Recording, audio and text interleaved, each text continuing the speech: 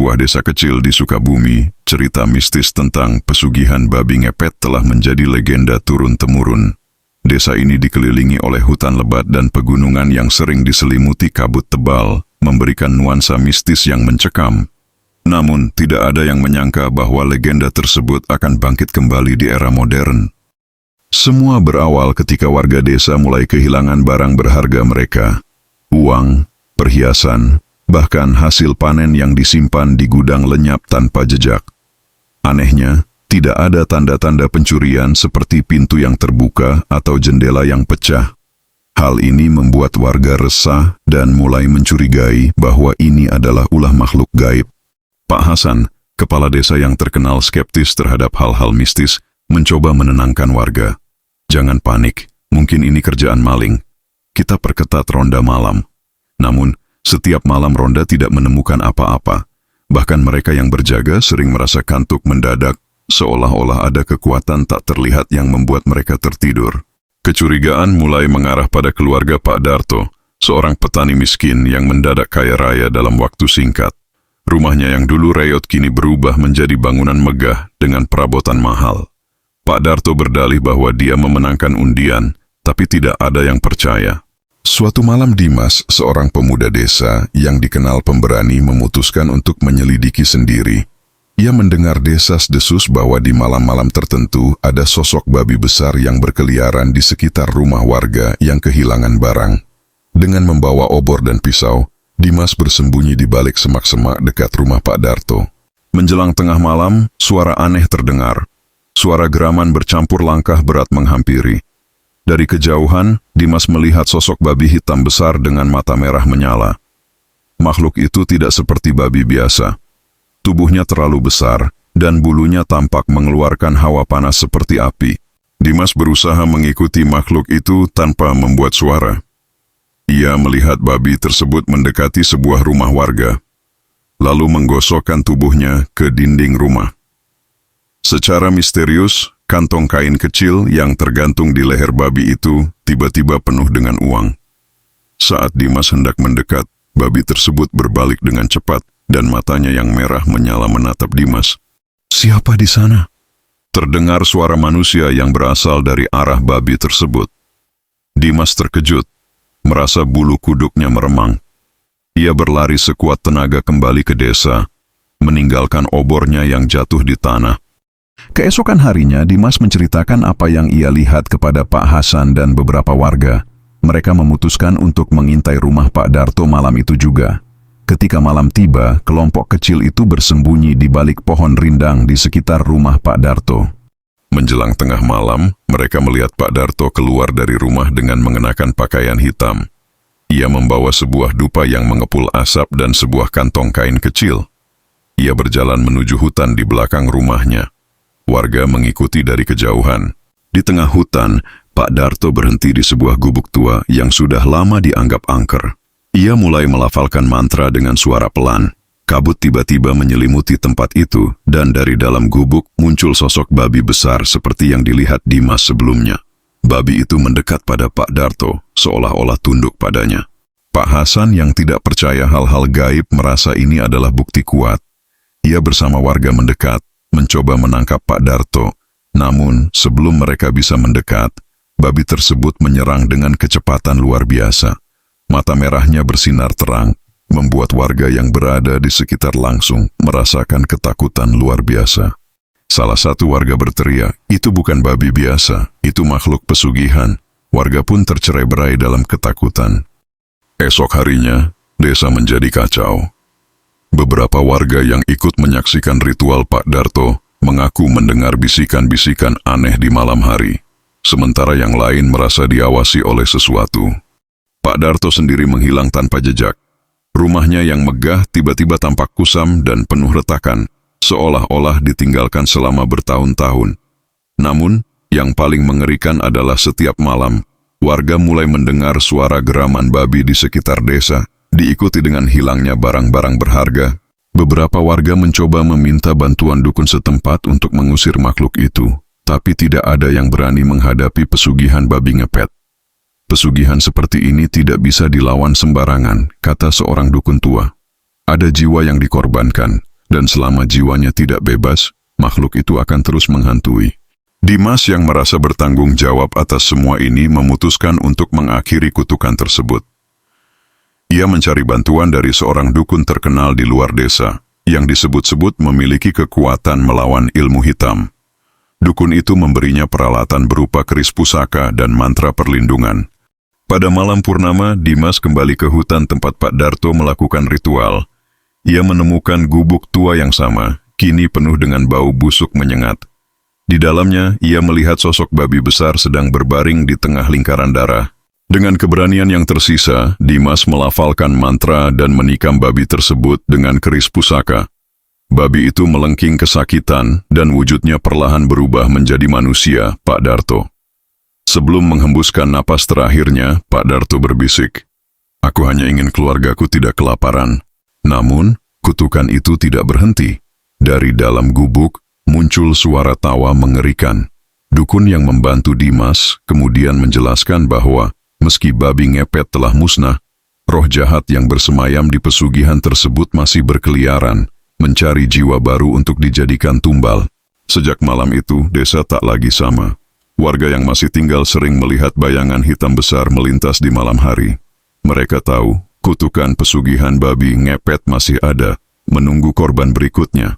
Pak Darto sebenarnya bukanlah pria yang tamak sejak awal.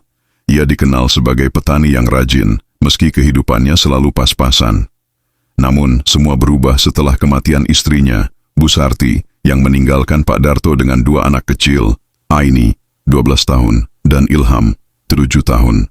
Kehidupan yang berat membuat Pak Darto tertekan, terutama karena ia tak sanggup memenuhi kebutuhan anak-anaknya.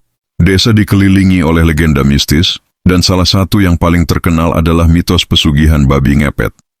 Seseorang harus melakukan ritual di tengah malam di sebuah gubuk tua di hutan untuk memanggil makhluk tersebut. Namun, ada harga yang harus dibayar, tumbal nyawa.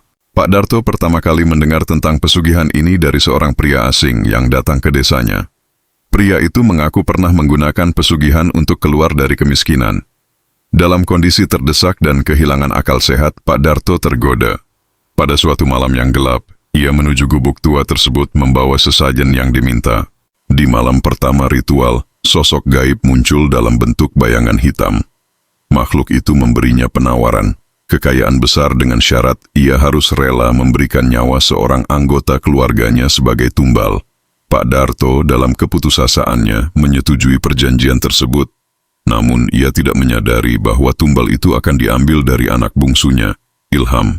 Seminggu setelah ritual, Ilham jatuh sakit misterius.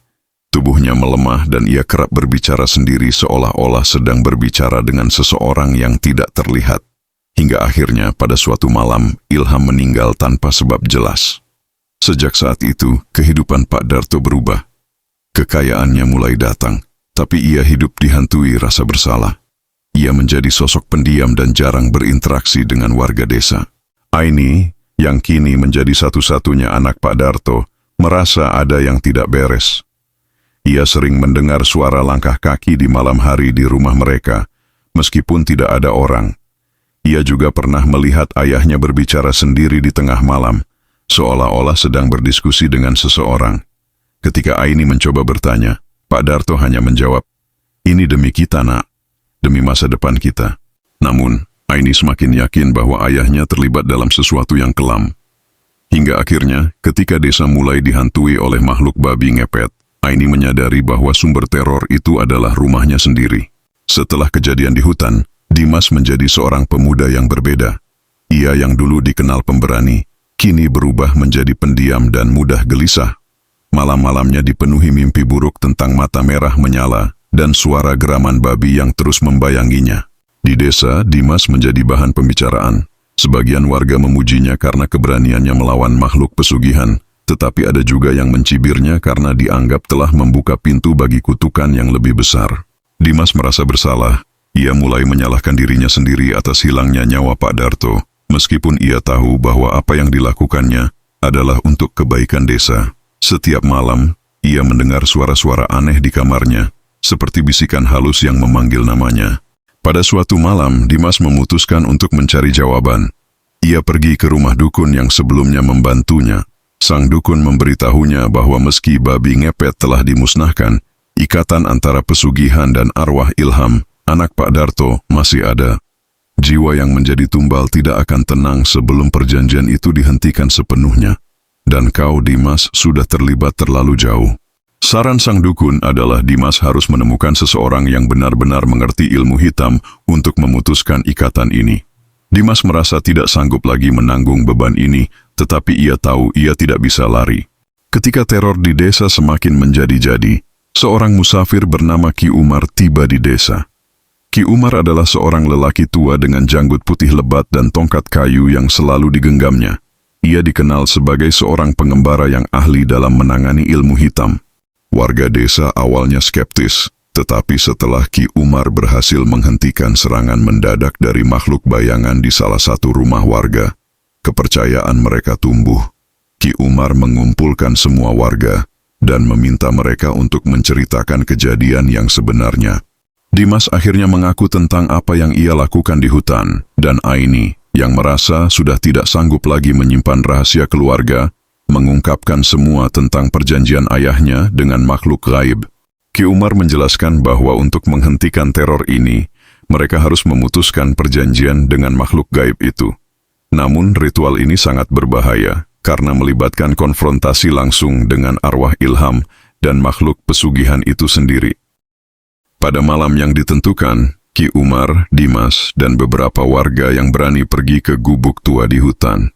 Mereka membawa sesajen, dupa, dan mantra perlindungan. Ki Umar memulai ritual dengan membakar dupa dan melafalkan mantra untuk memanggil arwah Ilham. Kabut tebal menyelimuti gubuk, dan suara tangisan anak kecil mulai terdengar. Tiba-tiba, sosok Ilham muncul dengan wajah pucat dan mata kosong. Ia berbicara dengan suara datar. "Kenapa ayah menyerahkan aku? Kenapa aku harus mati demi kekayaan yang tidak aku inginkan?" Dimas mencoba mendekati arwah Ilham, tetapi tiba-tiba sosok babi besar muncul dari kegelapan, menyerangnya. Ki Umar menggunakan tongkatnya untuk menahan serangan itu, sementara warga lain melafalkan mantra untuk mengusir makhluk tersebut. Ritual itu berlangsung sengit, hingga akhirnya Ki Umar berhasil menusukkan keris pusaka ke tubuh babi tersebut. Makhluk itu melengking keras, lalu menghilang bersama kabut. Arwah Ilham pun perlahan-lahan memudar, meninggalkan kata terakhir, "Terima kasih." Setelah ritual tersebut, desa kembali tenang. Barang-barang warga tidak lagi hilang, dan suara langkah kaki misterius tidak terdengar lagi. Rumah Pak Darto kembali kosong, dan kekayaan yang dimiliki keluarganya menghilang seolah-olah tidak pernah ada. Dimas kembali menjadi dirinya yang dulu, meskipun pengalaman itu meninggalkan bekas yang mendalam. Ki Umar meninggalkan desa setelah memastikan semuanya beres, meninggalkan pesan kepada warga untuk tidak lagi tergoda oleh hal-hal yang tidak wajar demi kekayaan duniawi. Desa menjadi pelajaran hidup bagi semua penghuninya.